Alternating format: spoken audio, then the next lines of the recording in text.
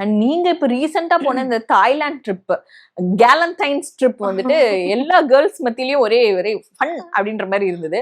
அதுக்கு பின்னாடி என்ன ஸ்டோரி அது?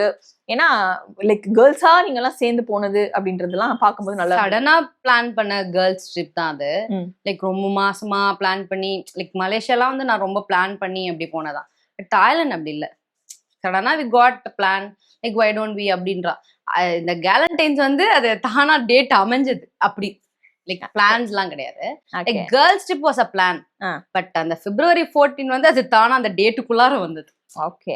அண்ட் யூஸ்வலாவே வந்துட்டு ஃபீமேல் லீட்ஸ் இருக்காங்க இல்லையா, அந்த ஒரு ஃப்ரெண்ட்ஷிப் வந்து பாண்ட் கிரியேட் ஆகுறது அப்படின்றது வந்துட்டு கொஞ்சம் டைம் எடுத்துக்கும். அந்த பட்டுன்னுலாம் வந்து இருக்காது, கொஞ்சம் டிஸ்டன்ஸ் மெயின்டைன் பண்ணுவாங்க.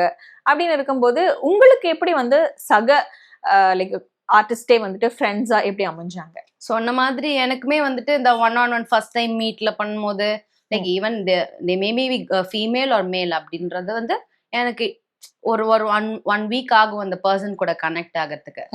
ஃபார் எக்ஸாம்பிள் இப்போ ஜீவிதா இருக்கட்டும், ஒர்க் வித் ஒரு 2 ப்ராஜெக்ட்ஸ் நான் ஒர்க் பண்ணியிருக்கேன் அவங்களோட.